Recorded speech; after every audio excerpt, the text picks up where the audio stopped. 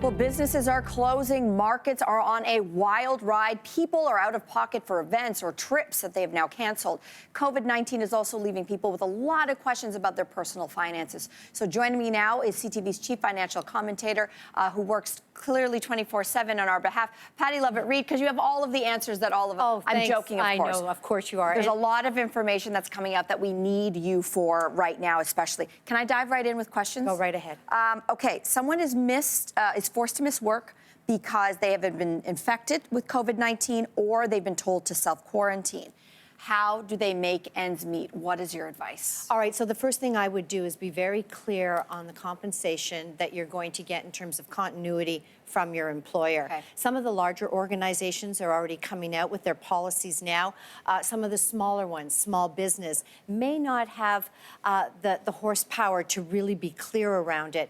Some are saying that you may have it for a 2-week period during that quarantine. What happens if it goes on longer? What happens if the business pulls back? For example, WestJet, they're looking at their financial viability. They're cutting flights, and they're saying there could be laid off staff. Wow. There will be a knock-on effect. So first, be very razor clear on how much money you're going to have coming in for maybe a 2, 3, maybe a 4-week period, maybe even a 2-month period, and then look at your discretionary spending. Where can you pull back? Right. So, Melissa, I think it's a really good idea where you have contracts where you can reach out and say, can I suspend this contract for a period of time? Can I get my money back? Can I negotiate a better rate? My last point here, and then I'll let it go back to you, my friend. You know, there are people that may not be able to make mortgage payments, and they're worried about that. CMHC, working with the banks, you maybe get a moratorium on that mortgage payment. It could go for 6 months if you come down with the virus. And so every case is going to be different. Okay. I expect we're going to hear from the big banks sooner than later on this. So you were mentioning mortgages because Italy, for example, which really right now is still the epicenter of this outbreak, a country essentially on complete lockdown. We know that they are lessening the financial burden for their citizens by suspending mortgage payments during this crisis. So we'll see what happens here in Canada. Right. Okay, let's talk about some ways. We want to try to save money in the coming weeks. If you're not off or haven't been asked to stay home yet, maybe you will be. Maybe there's some days you're in, some days you're out. How do we save the most money and have that money go as far as possible during this time? You know, every household is going to be different. They're going to deal with this situation on a very personal level. What I can tell you from talking to people, they don't understand their cash flow. They don't really know. They know how much money they have coming in, but they don't always know what it is they're spending their money on. And so maybe some people will sell goods that they no longer need. Sometimes they'll put their expenses completely on lockdown. They will be shopping in bulk. They will be cooking in bulk. Families will get together and they will help each other out financially.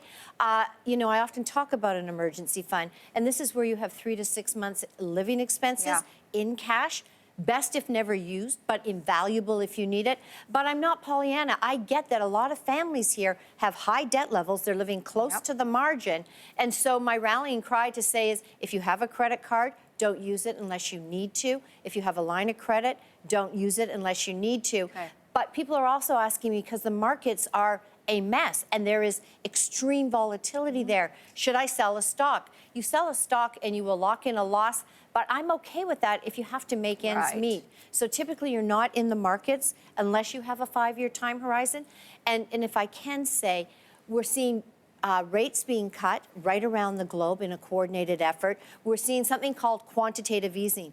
Governments are going to start to put money in. And I, for one, will be watching very closely to see what the finance minister does with the budget on March 30th. Will there be more relief coming for families? I suspect so. Okay, we are going to continue to ask you these kinds of questions. I know that you have been dealing with this in a great way on your Instagram, particularly your stories. So we will stay locked in for your best tips. Pattie, thank you so much. Thank you. Calm in the storm.